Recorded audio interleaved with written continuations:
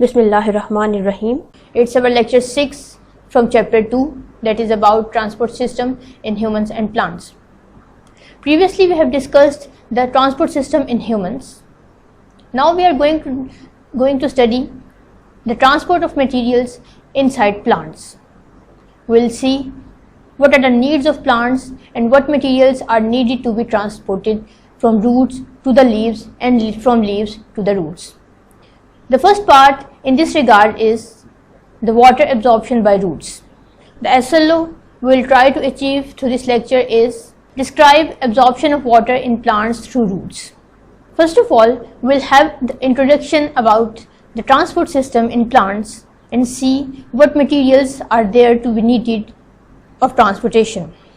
What are the structures responsible for the transportation, as well as the driving forces or the push factor for this transportation. The topic 2.6 on our textbook on page 26 will support us. Now first of all, we see what's the transport system and why there is a system in plants, and then we'll study the absorption of water in plants through roots. It is the first step in transportation of materials in plants. The page 27 is the continuation of topic 2.6. We'll discuss the concepts given at these two pages. So what's the transport system in plants? As we all know, the transport system is the system for the movement of materials from one place to another. And in living organisms, we can say that from one organ, from one tissue to another. Look at the pictures carefully. The materials which are transported in plants are water, sugar, or you can say it the food prepared by the plants in leaves,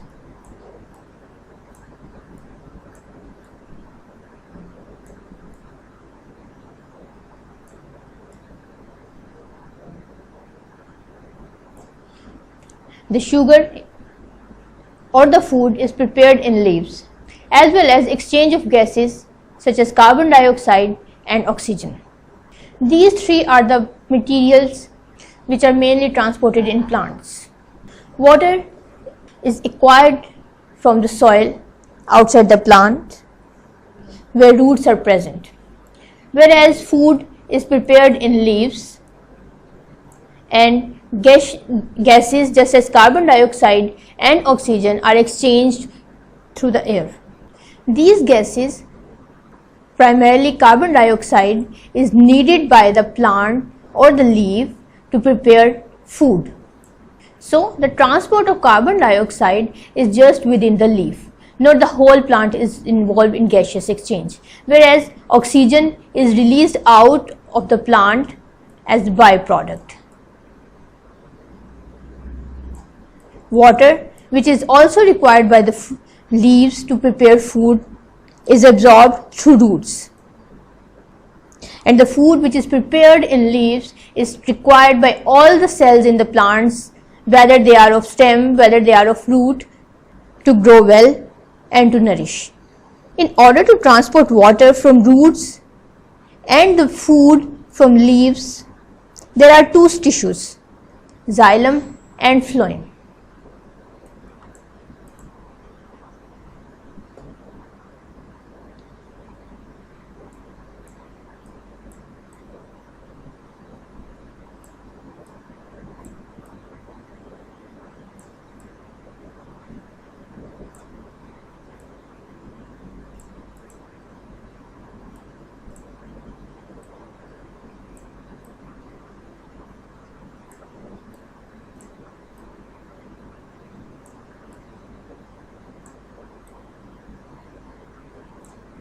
These two structures are elongated tubes that are interlinked, as well as these two structures connect each part of the cell, each part of the plant, just like the net of blood vessels spread throughout the body in animals. Xylem is specific for the transportation of water,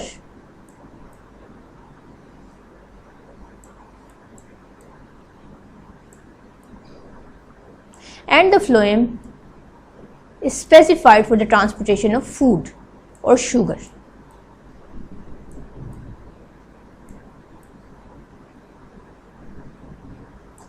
And the gaseous exchange, the third material which is needed to be transported within the leaves, are made through stomata, specialized structures in leaves.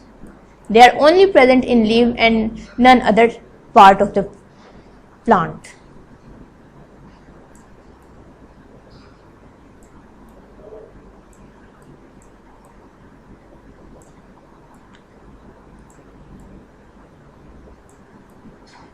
These stomata allow the carbon dioxide to let in the leaf, as well as they expel the oxygen as byproduct out of the leaves, as it is not required by leaves. Now the process of transportation of water through xylem is known as transpiration.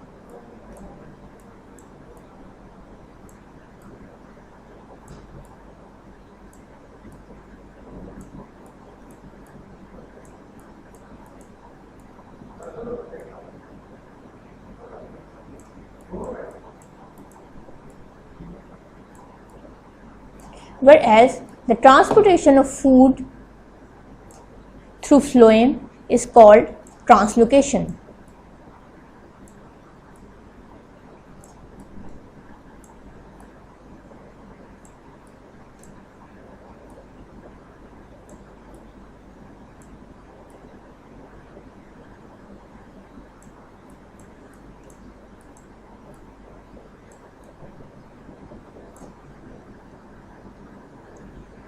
In our today's lecture, we are concerned with the process of transpiration or the movement of water through the plants. We'll see how the water is absorbed by the roots and is conducted to the uppermost leaf of the plant.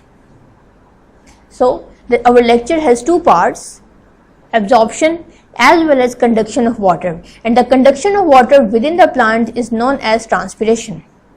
The second one is movement of food, which is called translocation. In the today's lecture, we will discuss the absorption and conduction of water. As you all know, the inlet of water inside the plant is made through roots, and the driving force which made it possible is osmosis. Osmosis is actually the movement of materials from the area of higher concentration to an area of lower concentration. Water, through the process of osmosis, and enter into the roots from the external environment. There are two paths by which the entered water flow throughout the root. So आपने देखा कि water osmosis के through water absorb किया जाएगा root hairs में through cell wall move और फिर through cytoplasm. इस पिक्चर में भी आप देख सकते हैं कि पानी सेल वॉल में भी मूव कर रहा है. ये जो गैप आपको दिखाई दे रहा है, ये गैप एक्चुअली प्लाज्मोडेस्माटा है. और प्लाज्मोडेस्माटा वो चैनल्स हैं जो एक सेल को दूसरे सेल से कनेक्ट करते हैं. इस पाथ को सिम्प्लास्टिक पाथवे कहते हैं. और अगर पानी सेल वॉल के थ्रू मूव करे और फिर जाइलम को एक्सेस करे तो इस पाथवे को एपोप्लास्टिक पाथवे कहते हैं.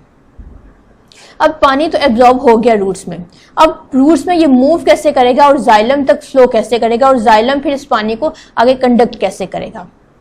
The whole process is known as transpirational stream.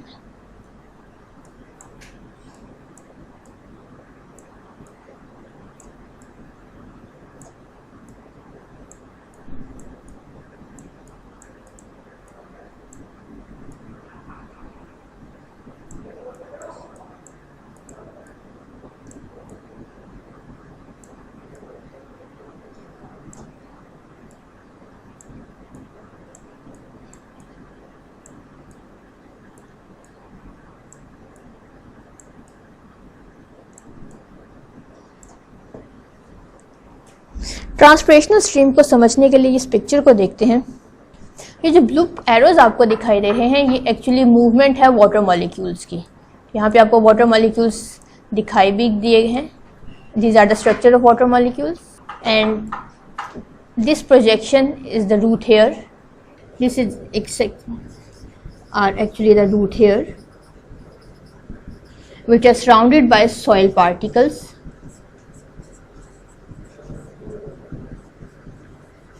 containing water molecules.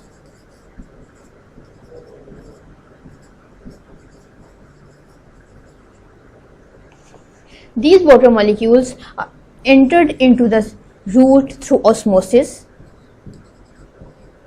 Osmosis is simply the movement of water molecules from the area of higher concentration to an area of lower concentration. It is the below soil area. When water is entered into the cells and gathers and is collected inside the roots, movement of water in root cells increases. Ultimately, the amount of water molecules has been increased in this area, in root area. This is the epidermis, the outermost layer of root. You will study in higher classes in detail the epidermis, and this is the cortex, a layer of cell next to epidermis. The absorbed water in root section exert pressure that pushes water and minerals up in the plant. Now these roots are connected to stem. So here is the connection between stem and roots. In roots there were xylem and phloem. These xylem and phloem extended towards stem. It is the stem part, and this section, this green section, is the leaf part. Although the gathered water exert pressure on the movement of water molecules, but this pressure is not enough to lift water up to certain heights. ये physical pressure सिर्फ पानी को xylem या xylem तक पहुंचा सकता है, इसे हेल्प आउट नहीं कर सकता कि ये स्टेम में ऊपर हाइट्स तक मूव करे। जैसा कि आप देखते हैं कि बहुत बड़े बड़े दरख्त होते हैं और बहुत ज़्यादा हाइट वाले दरख्तों के ऊपर जो पत्ते लगे होते हैं उन्हें भी पानी की ज़रूरत है। तो इतनी हाइट तक पानी पहुंचाने के लिए सिर्फ ये पानी का प्रेशर, फिजिकल प्रेशर ही काफ़ी नहीं है, बल्कि कुछ और ड्राइविंग फोर्सेस भी हैं। यहाँ पे एक और ड्राइविंग फोर्स इवेपोरेशन फिनोमिना है।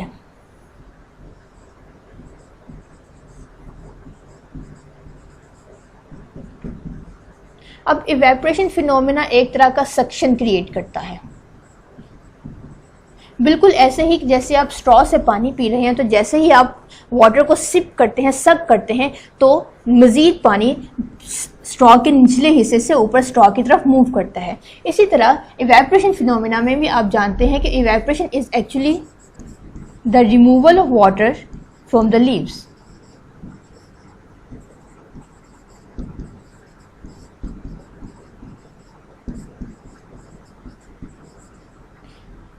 Due to temperature difference. अब जैसे जैसे इवेपोरेशन के थ्रू वाटर यहाँ से रिलीज आउट होगा, स्टोमेटा के थ्रू पानी यहाँ से भी पानी निकलेगा। ये सारा H2 है, ये भी जो ब्लू एरोस हैं वो सारे H2O को डिनोट करते हैं, यानी वाटर मॉलिक्यूल्स को डिनोट करते हैं। और वाटर मॉलिक्यूल्स स्टोमेटा के थ्रू लीफ से रिलीज आउट किए जाते हैं। तो जैसे जैसे वाटर मॉलिक्यूल्स रिलीज होंगे, एनवायरनमेंट में जाएंगे, एक सक्शन प्रेशर क्रिएट होता चला जाएगा। उस सक्शन की वजह से पानी रूट से स्टेम में मूव करता चला जाएगा, यानी ऊपर से पानी का इखराज नीचे से पानी की मूवमेंट को सपोर्ट करेगा, उसे अपनी तरफ पुल करेगा। एक दूसरा फिनोमेना जो स्टेम में वाटर की मूवमेंट को फेवर करता है वो है कैपिलरी एक्शन।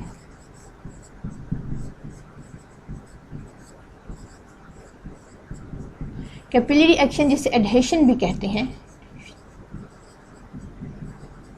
रूट से स्टेम में वाटर की मूवमेंट को सपोर्ट करेगा। अब कैपिलरी एक्शन क्या है कि यहाँ पे छोटे छोटे से वाटर मॉलिक्यूल्स हैं कुछ डिस्टेंस पे। एक वाटर मॉलिक्यूल दूसरे वाटर मॉलिक्यूल के साथ ज्वाइन करके एक बड़ा वाटर मॉलिक्यूल बनाएगा। वो वाटर मॉलिक्यूल अपने इर्द गिर्द जो छोटे छोटे वाटर मॉलिक्यूल्स हैं उनको अट्रैक्ट करेगा और उनको अपने साथ मिलाने की कोशिश करेगा। इसी तरह एक कंपैरेटिवली एक लार्जर वाटर मॉलिक्यूल बन जाएगा।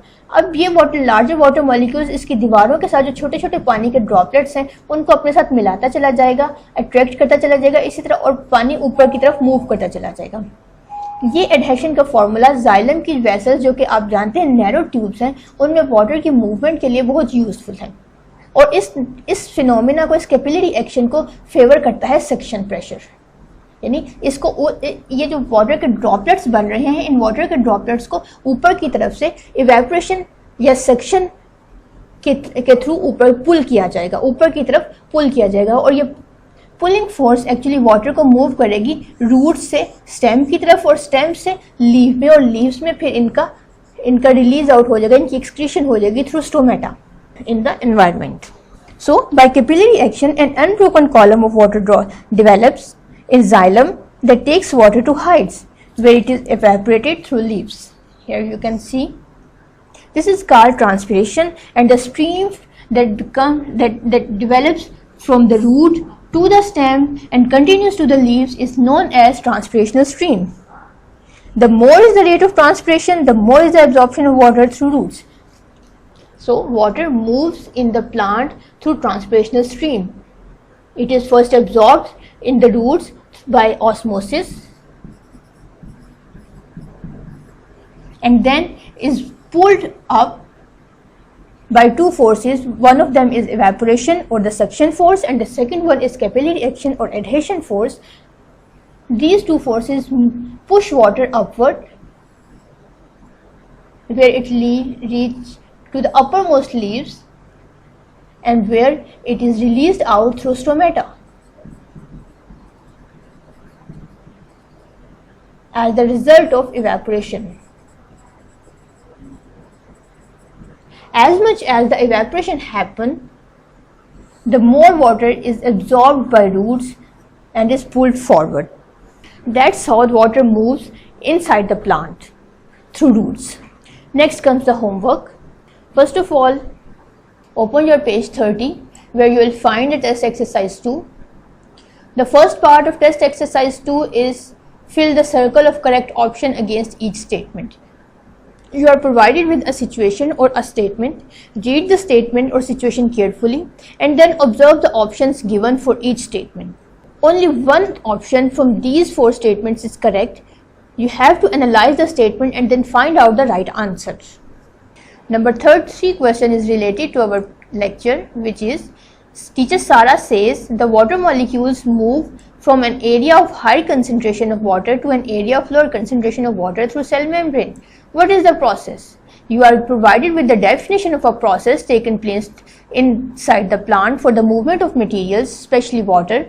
You have to name the process, whether it is diffusion or osmosis or transpiration or evaporation.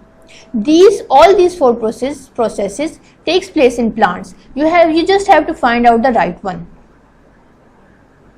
Find it and then fill the respective circle. अब हम सॉल्व करेंगे टेस्ट एक्सरसाइज 2 में से question number 4. Through which of the following parts food from leaves is provided to rest of the plants? आप जानते हैं कि plant में फूड एंड वाटर की कंडक्शन के लिए दो स्ट्रक्चर्स हैं, जाइलम और फ्लोएम. अब इनमें से फूड के लिए कौन सा स्पेसिफाइड है वो आपने फाइंड आउट करना है. क्या फूड एपिडर्मिस के थ्रू ट्रांसफर की जाती है या रूट हेयर्स के थ्रू या जाइलम या फ्लोएम? इनमें से जो भी राइट आंसर है आप उसका रिस्पेक्टिव सर्कल फिल करेंगे. अब आते हैं अपने पार्ट बी की तरफ, और पार्ट बी है हमारा आंसर द क्वेश्चंस ब्रीफली. आपने आंसर्स की स्टेटमेंट को, क्वेश्चंस की स्टेटमेंट को रीड आउट करना है और इसका ब्रीफ आंसर लिखना है. Define tertiary roots. Number 1 question is tertiary roots. आप जानते हैं कि रूट्स 2 से 3 तरह की होती हैं. रूट्स की मुख्तलिफ इकसाम है, primary root, secondary roots, then tertiary roots and then quaternary roots. इनमें से टर्शरी रूट्स कौन सी हैं आप उसे ब्रीफली सिंगल लाइन डेफिनेशन लिखेंगे. How does xylem help in water transport? It is the question 2. अभी हमने जाइलम में वाटर की मूवमेंट को पढ़ा. आप इस सारी मूवमेंट को अपने वर्ड्स में ब्रीफली समराइज करेंगे और बताएंगे कि कौन कौन सी ड्राइविंग फोर्सेस हैं जिनके थ्रू वाटर मूव करता है जाइलम में. ये दोनों फोर्सेस आप रूट में भी डिस्कस करेंगे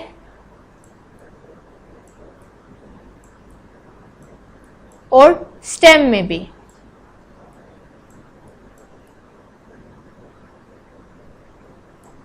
पार्ट बी से हम आज के लेक्चर के लिए सिर्फ यही 2 क्वेश्चन सॉल्व करेंगे.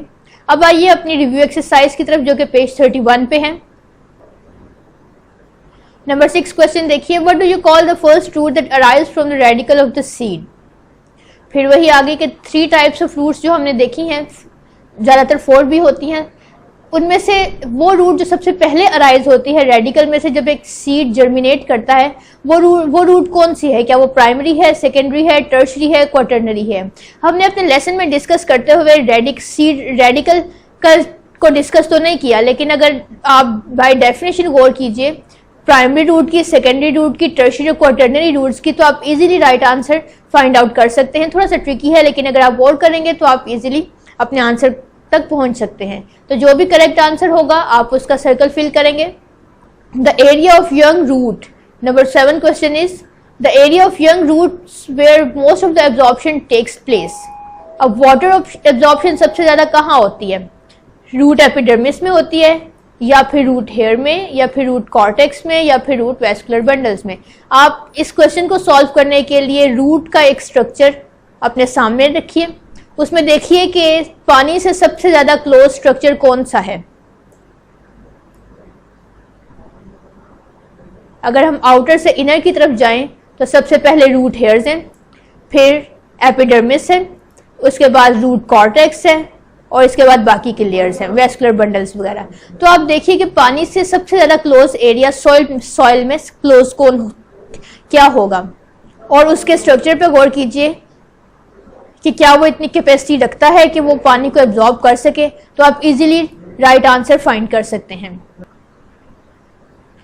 Number 8 question is the key organ for transportation of water from roots to upper parts of plant is root hair, xylem, phloem or epidermis. It is very easy question. We have discussed it many times in our lecture, so you can find out the right answer very easily. Review exercise से ये 3 question हमारे आज के SLO से relevant हैं। अब आते हैं पार्ट बी की तरफ, which is again to answer the questions very briefly. Number 4 question हम सॉल्व करेंगे, which is to define transpiration. We discussed this in the whole lecture. What is transpiration, how does it take place, so you can write it easily. Number C, part C question में आप number 6 solve करेंगे, elaborate the absorption of water in plants through roots. आप इसमें diagram भी बनाएंगे, बल्कि must है diagram बनाना इस क्वेश्चन को सॉल्व करने के लिए। अगला होमवर्क हमारा समर पैक में से है। समर पैक का SLO 6 जो हमने डिस्कस किया है आज, उसको देखिए, वो बताइए where has this SLO been addressed in the book. आप अपनी बुक का नाम लिखेंगे, पेज नंबर लिखेंगे, हेडिंग नंबर या हेडिंग नेम लिखेंगे, जिससे पता चलेगा कि आपका पर्टिकुलर SLO आपने बुक में कहाँ फाइंड किया और किस हेडिंग में फाइंड किया। Why do we study this SLO, ये क्वेश्चन को आप पढ़िए, इसका आंसर देखिए, और इससे आप मालूम होगा कि हर SLO की एक अपनी इंपॉर्टेंस, एक अपनी वैल्यू है, और हर SLO कोई ना कोई कॉन्सेप्ट देता है। इस SLO के थ्रू हमें क्या कॉन्सेप्ट मिलेगा वो आपको इससे पता चलेगा। फिर आप आइए अपनी एक्टिविटी 2.4 की तरफ। Look at the given picture, आपको एक तस्वीर दी गई है, and explain what is shown about root system and its function. यहाँ आपको रूट सिस्टम बताया गया। आप जानते हैं कि रूट सिस्टम में 3 से 4 तरह की रूट्स हैं, primary root, secondary roots, tertiary roots, quaternary roots and root hairs. ये सारे मिलकर रूट स्ट्रक्चर या रूट सिस्टम बनाती हैं। अब आप देख सकते हैं यहाँ पे कि ये रूट हेयर है। रूट हेयर सराउंडेड है वाटर मॉलिक्यूल्स, सॉइल पार्टिकल्स और एयर से। ये पिक्चर आपको दिखा रही है कि इसमें वाटर एब्जॉर्ब हो रहा है। किस तरीके से एब्जॉर्ब होगा, वाटर एब्जॉर्प्शन क्या है, या रूट क्या क्या काम करती है, इस पिक्चर को देखिए। आपको आप जो भी अंडरस्टैंड करें उससे अपने वर्ड्स में ब्रीफली डिस्क्राइब कीजिए। Next comes the MCQ section of summer pack. Number 14 MCQ देखिए, movement of substances along this concentration gradient is. Again आपको एक डेफिनेशन दी गई है, इस डेफिनेशन को पढ़ें और राइट आंसर को आइडेंटिफाई कीजिए। क्या कंसंट्रेशन ग्रेडियंट के अलोंग मूवमेंट, कंसंट्रेशन ग्रेडियंट के अलोंग क्या है कि movement of materials from an area of higher concentration to an area of lower concentration. High से लो की तरफ अगर पार्टिकल्स मूव करेंगे तो वो कंसंट्रेशन ग्रेडियंट के अलोंग मूव करेंगे। तो क्या ऐसी मूवमेंट ट्रांसपिरेशन कहलाती है, या डिफ्यूजन कहलाती है, या ट्रांसलोकेशन, या फिर ओस्मोसिस? जो भी राइट आंसर आपको लगे आप उसे मार्क कीजिए और फिर बताइए कि why did you choose this option. यानी आपने अपने आंसर को जस्टिफाई करना है, क्या रीजन है उस आंसर के सही होने की। नेक्स्ट पेज पे आइए। Water is needed by plants for, अब प्लांट्स में वाटर के क्या फंक्शंस हैं, क्या पर्पस है वाटर एब्जॉर्प्शन का, वो आपने फाइंड आउट करना है। फूड प्रोडक्शन है, anchoring for the plant into the soil है, यानी एंकरेज है, ट्रांसपोर्टेशन ऑफ प्रिपेयर्ड फूड है, या फिर both A and B are correct. Statement को गौर से देखिए और आप राइट आंसर तक पहुंच सकते हैं। अगेन आप हर आंसर की रीजन भी बताएंगे। During photosynthesis water acts as product, enzyme, reactant, solution.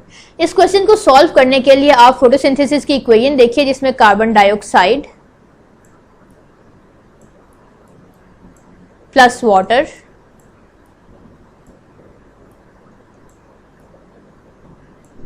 In the presence of sunlight हमें ग्लूकोज या फूड आप कह सकते हैं प्रोवाइड करता है।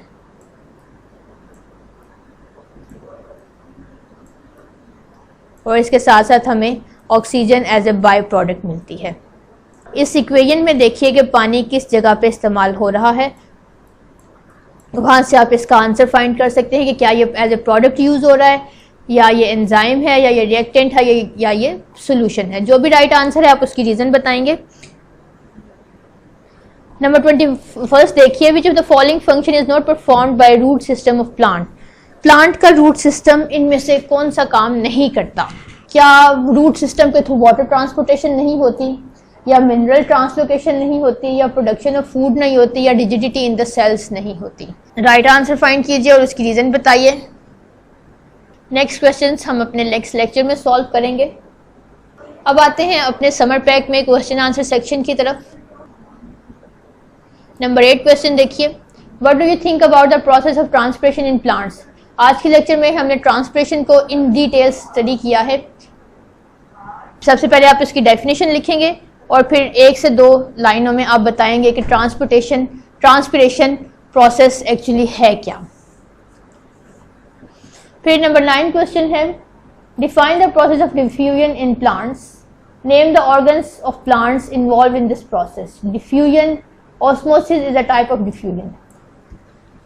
सो जो भी प्रोसेस हो आप उसको डिफाइन किया, आपकी बुक में डेफिनेशन लिखी गई है।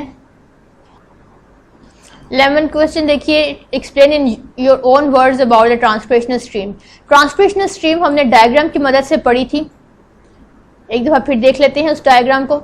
ये वो डायग्राम है जो हमें ट्रांसपिरेशनल स्ट्रीम के बारे में बताती है कि absorption of water from the roots and then transferring it to stems and then its release out of leaves through evaporation. And what are the forces behind? 2 forces are behind this transpirational stream. One is evaporation or suction pressure, other one is capillary action or you can say it adhesion. So अगर आप इस picture को गौर से देखेंगे, इसकी forces को गौर से देखेंगे तो आप ट्रांसपिरेशनल स्ट्रीम को इजीली डिफाइन कर सकते हैं। नेक्स्ट पेज पे आइए, अपने समर पैक में क्वेश्चन 17 आप सॉल्व करेंगे। What do you know about the root system of plant. Root system of plant के बारे में आपने ग्रेड 6 में भी पढ़ा है, अभी भी आपने इंट्रोडक्शन में पढ़ा है कि रूट सिस्टम क्या होता है। सो आप इसको इजीली बता सकते हैं। इसमें आपने रूट सिस्टम के पार्ट्स बताने हैं कि रूट सिस्टम में ऑर्गन्स कौन कौन से हैं और इनका फंक्शन क्या है। Define osmosis, give an example with reference to plant. अभी हमने ऑस्मोसिस को डिस्कस किया है और आप इसकी एग्जांपल भी दे सकते हैं कि ऑस्मोसिस किस जगह पे होती है। नंबर 19 क्वेश्चन भी आप सॉल्व करेंगे आज के लेक्चर में। What are the purpose of conduction of water in plants. इसको सिंपल वर्ड्स में आप यूं भी कह सकते हैं कि why is water needed by the plants. What will happen if water is not conducted, यानी अगर प्लांट को पानी ना मिले तो क्या होगा। आपने साइंटिफिकली एक बॉटनिस्ट के पॉइंट ऑफ व्यू से इस क्वेश्चन को सॉल्व करना है कि इनसाइड द प्लांट वाटर के क्या क्या फंक्शंस हैं और अगर वो फंक्शंस परफॉर्म ना हो तो ओवरऑल प्लांट पे क्या इफेक्ट आएगा, ये सब आपने बताना है। Explain how does water reach to the epidermal cell of leaves from the ground. Water enters into the epidermal cells of the root and ultimate destination of water is the epidermal cells of leaf. How does it takes place? यानी आपने पूरी ट्रांसपिरेशनल stream का root बताना है कि पानी कैसे roots में कैसे एब्जॉर्ब होता है, स्टेम में कैसे दाखिल होता है और फिर लीव्स तक कैसे पहुंचता है। ये सब आप इसके आंसर में डिस्कस करेंगे। Number 21st question is what are root hair, how are they important to plant, यहाँ पे आप रूट हेयर का फंक्शन बताएंगे।